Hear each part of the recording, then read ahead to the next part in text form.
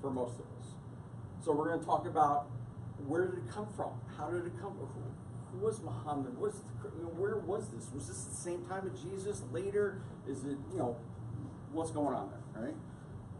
Sources of authority. We're going to talk about the Quran, and we're going to talk about this thing called the Hadith, which is all the kind of authoritative commentary around the Quran.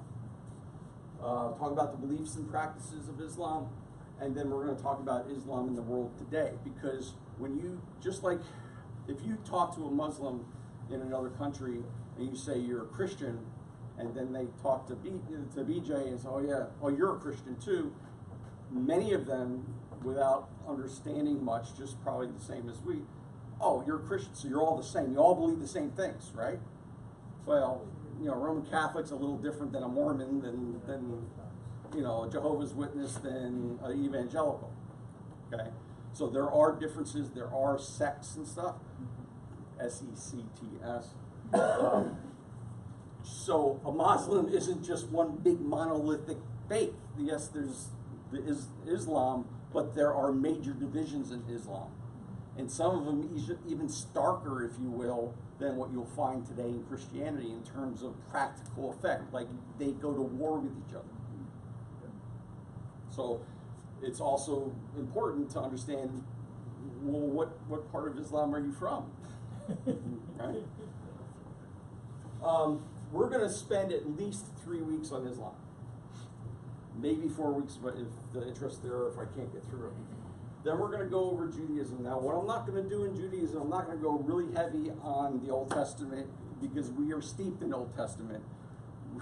It's part of our faith as well. So I think you've got a pretty good grounding, I would hope, about what is the Old Testament about, where did Judaism come from, Moses, and all the way up till Second Temple Judaism in Jesus' time, right? Because the New Testament, you're swimming in that milieu. That's with the world that they're describing in the New Testament.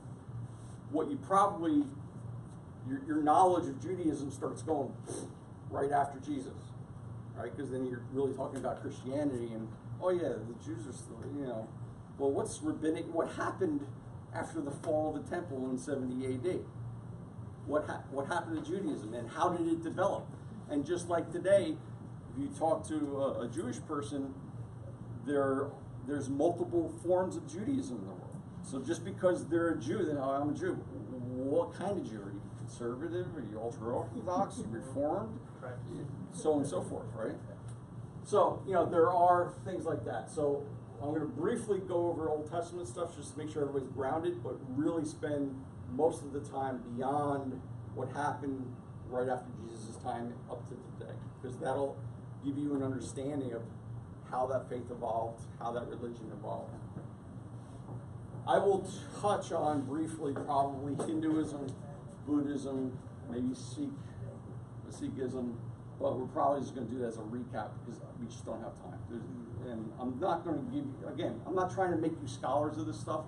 I'm certainly not the world's best scholar on all this, but I think we can share together enough framework information to give you some highlights, to give you a framework to get some understanding, or at least a basis of conversation. It would nothing else, it'll help your apologetics.